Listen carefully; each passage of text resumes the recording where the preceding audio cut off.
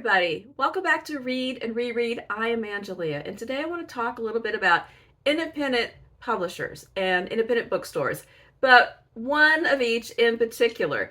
But before I get into that particular and specific part of my video, I want to paint a little bit of a backdrop.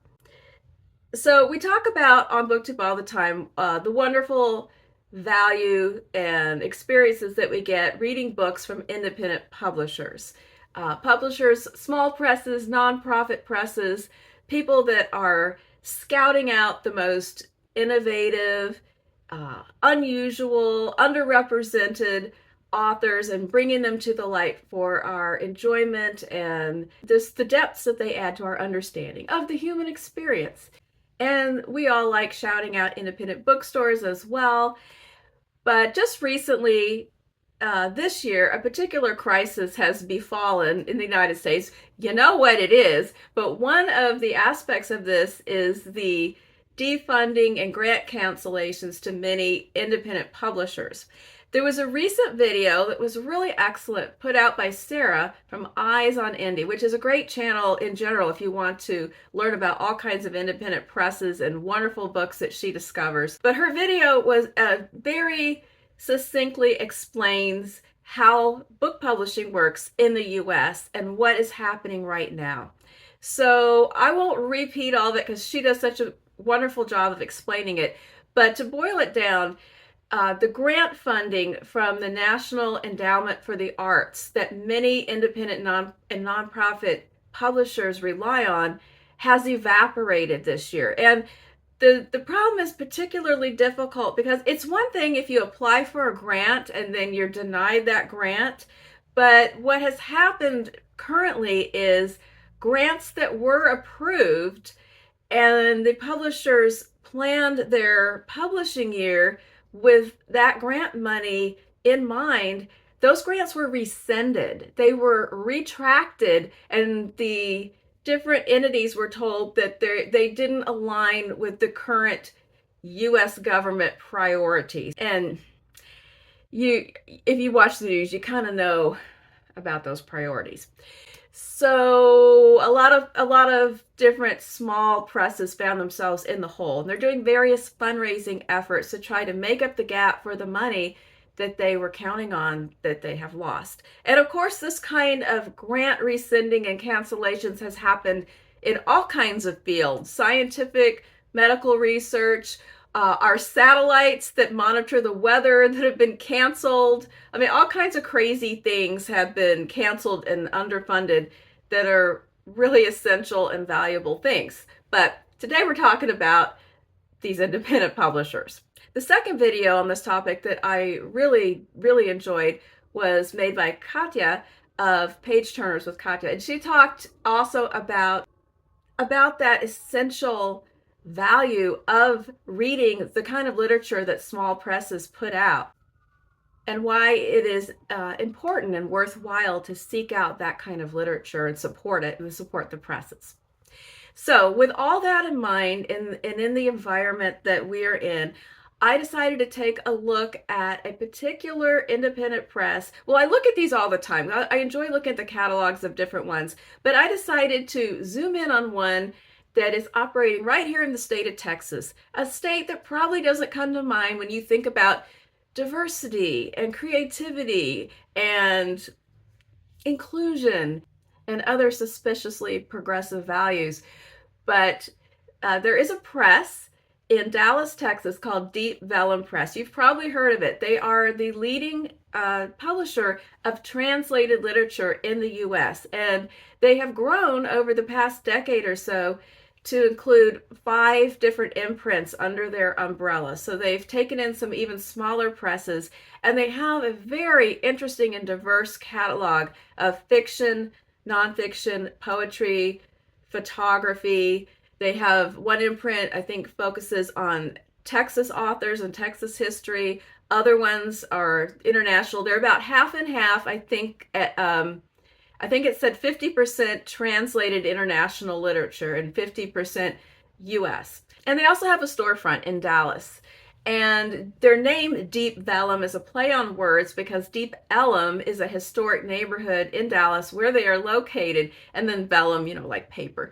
So I like their name, I like their vibe, and I like that they are working hard in Texas to bring us the kind of literature that we all deserve.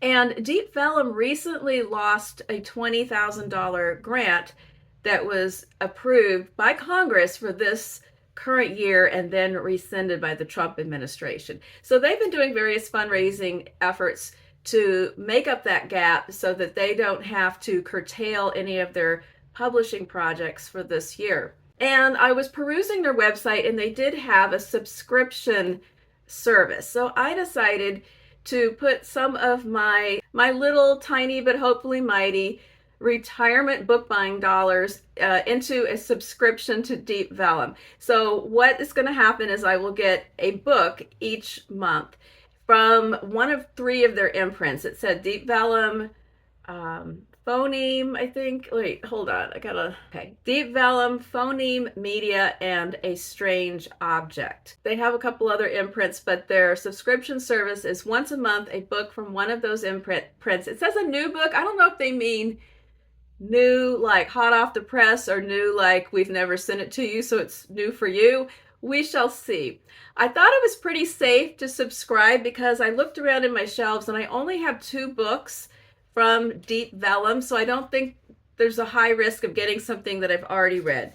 I have The Blue Book of Nebo by Manon Stephen Ross and translated from Welsh by the author. This is a book that I've talked about a number of times. It is an apocalyptic tale of a mother and her teenage son who have survived since he was a small child after some sort of an unnamed but apparently nuclear disaster in the countryside of Wales. And also there's a mysteriously existing little sister. And they find a journal in an abandoned house and they start writing. The Blue Book of Nebo is their journal entries that they're writing in separate parts of the journal and promising that they won't read each other's entries. So this I loved. And then another one that I haven't read yet is The Understory by Sane Sansuk. This is a Thai author. The translator is Mui Pupasakal. I don't know if I put the accents in the right place on her name. We're going to be reading this fall in the Reading the Globe project, and I came upon a good secondhand copy. So that is my entire collection of Deep Vellum books. The subscription price I thought was reasonable. It's $12.95 a month, and then there's a little bit more for the tax and shipping. It comes out to $14 something, which is less than the cover price of anything in their catalog except a couple of sale books. So I felt like it was a good value and something that fit comfortably within my book buying budget that I could do to support the press. I subscribed and I've been waiting a long time. I'm going to open it and see what it is. I have been in suspense waiting for this because I subscribed somewhere back in May, but I missed their cutoff for their May send-outs. So I had to wait for the June send out, and then it turned out that kind of hit at the end of June. So I've been waiting. Then it finally came, and I've been waiting a few more days until I was ready to make a video. So I don't know what's in here. We're going to find out together. But before I open it, I forgot. I wanted to just share a statement from their About page. I really enjoy reading these About pages on these independent and nonprofit presses about their origins and their growth and their backstory. I like reading all that. Here's their rationale for existing. Instead of selecting a book for publication exclusively because of its sales potential, our nonprofit status allows us to choose books for their artistic and social value. We are dedicated to publishing socially engaged literature that fosters cross-cultural dialogue, breaks down the barriers between communities, and promotes empathy. So that is why they are nonprofit and why they do rely heavily upon grants, donations, patron support, people buying their books, basically. Let's find out what they sent me. I will say it feels, the shape, it doesn't feel like a novel. It feels large and thin. So my guess is, it could be a novella. I think I'm going to guess poetry, just based on the shape, but I could be completely wrong. Let's find out. I don't know if there's going to be any papers or anything in here. This is a mystery. Okay, I see a book. I see a paper. I see a book. We're going to pull out one thing at a time. Okay, I have a bookmark. This is cute.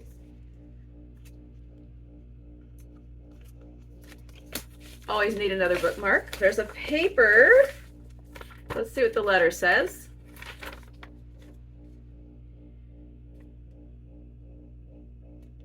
Okay, I'll read something from the letter in a minute. Guess what? I was right. It is poetry. Here it is. Juvenilia, Hera Lindsay Bird. Let's see. I have never heard of this, and it is poetry. There's little pictures in it. Have you heard of this author? Look at this cool cover. All right, on the back it says, no, there's a poem on the back. I'm not going to read what the poem that's on the back. Let's read the letter. There's just something a little graphic in that poem. Okay, there's a letter. I won't read the whole letter, but here's the description. Juvenilia by Hera Lindsay Bird is a poetry collection. It may be Era, I'm not sure. For everyone who loves poetry and everyone who claims they just don't get it. A cult favorite poet and performer from New Zealand, Bird is a deeply sentimental voice whose work is both sharp and sincere, hilarious and heartbreaking. We're proud to publish her North American debut, and we're proud to share it with you now. We're also thrilled to share that the cover and illustrations are by Dallas's own Gino Dalcine. Gino Dalcine. You may recognize his art from our bookmarks, t-shirt. Okay, so yeah, cool. And tote bags, an illustrator, tattoo artist, and zine maker, and co-owner of the local risograph press, Soft Spot Riso. What is a risograph? Okay, I have to look that up. Dalcine is a longtime fan of Bird's poetry. The artwork in this edition is the result of many hours immersed in the vivid and highly original imagery that defines Bird's writing. Okay, so there's more above and below that, but how fun. I was just sitting here thinking, I got to the end of my Mary Oliver book and I thought, okay, it's back to perusing through my poetry and my anthologies, and look, it came to the rescue, a new book of poetry from somebody I don't know anything about. Okay, I randomly opened up to a poem called, Upon waking in a motel room, I became immediately convinced that you no longer love me, and burst into tears. Oh dear. Okay, how fun. I am excited. I'm going to call that one a success. So enjoy and support your indie publishers. Now, on to the bookstore. It's a Texas two-step today. Independent publisher and now an independent bookstore. So recently, a few weeks ago, when we took a trip to North Texas to visit my father-in-law, we had an occasion to stop over for the evening in Austin, my favorite Texas city. Why do I not live there? That is a whole other story. But we stopped over there and we got to visit my favorite independent bookstore in the whole wide world. Well, I haven't seen every bookstore in the wide world, but of all the ones that I have seen, my favorite one is Book People. And I did pick up a couple of books while I was there, and I've been waiting to share them. So every time I go there, I always think, oh, I'm going to make a vlog, I'm going to film footage, and I never really do, or I start and then I abandon it because I get so overwhelmed. There's 2 full floors of just wonderment, all kinds of books.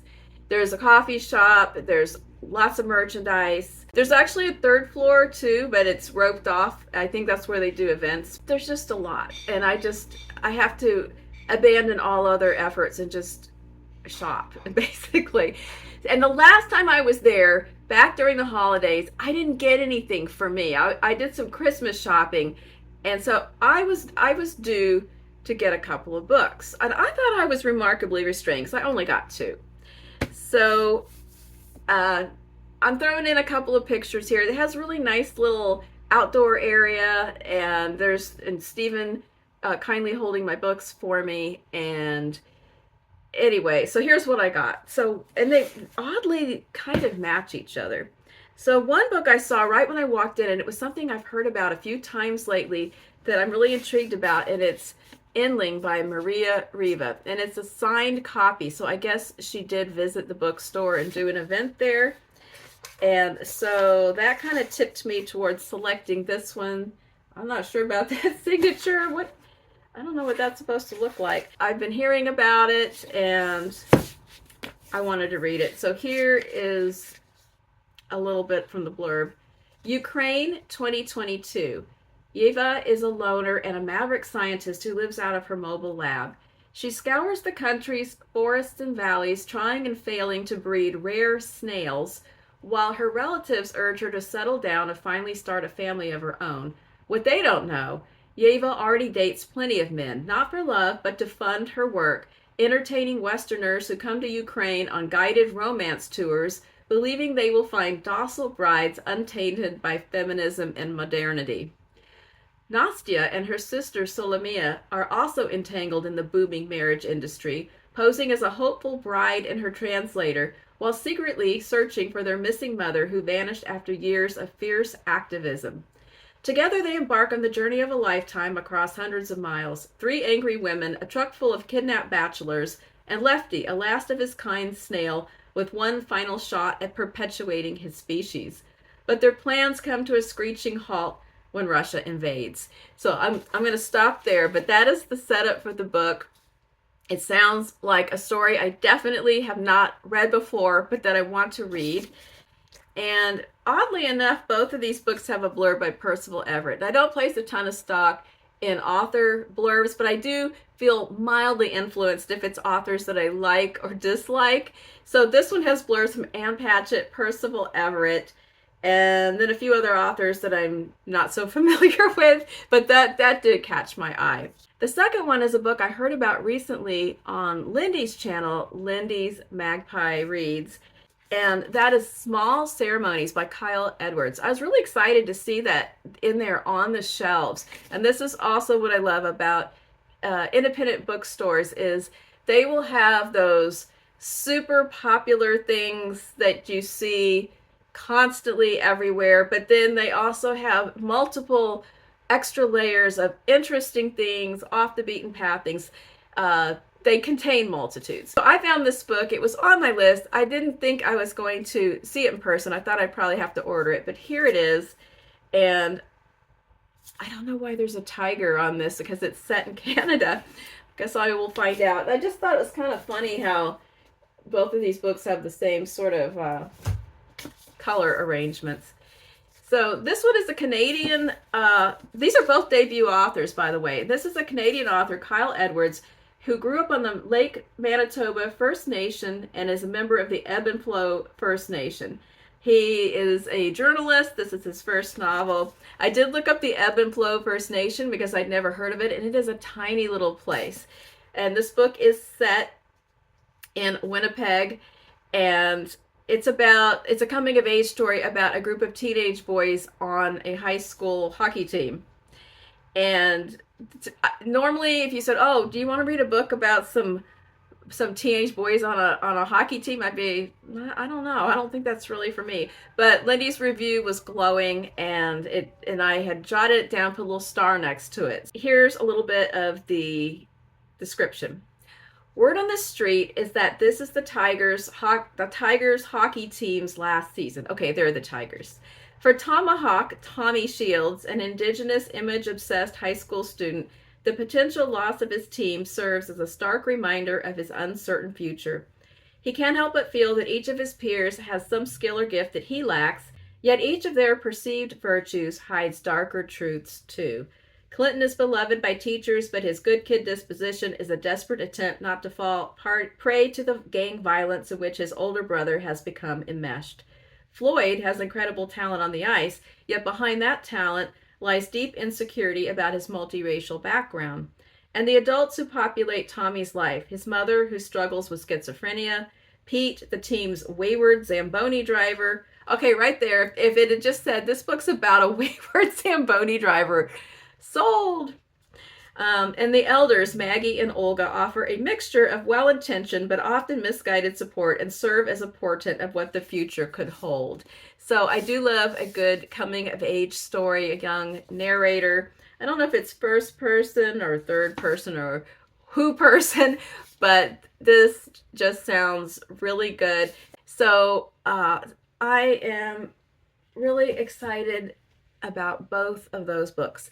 We also went across the street. This is a really great shopping center area because it has, while I was in the bookstore, spending more time than Stephen would ever need to look at books, he was able to go across and buy himself that handsome hat because there's an REI right next door. And then across the street, there is an excellent record store, Waterloo Records. They have vinyl records, CDs, movies, used and new, and they've been around forever as well.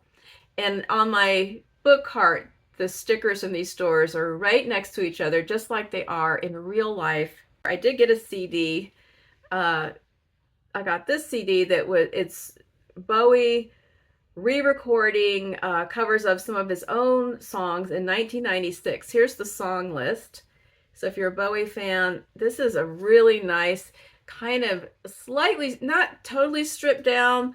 I especially really love the rendition of Lady Stardust that he does on this CD, one of my favorite songs. So that was my little shopping escapade in Austin. And that wraps up my little report about independent publishers and a bookstore deep in the heart of Texas. I hope that you have also experienced the joy of independent publishers and bookstores. Let me know in the comments if you have favorites that I should look up and familiarize myself with, and if you've read any of these books that I talked about in the video. Otherwise, have a wonderful day, and I will be back for Friday Reads.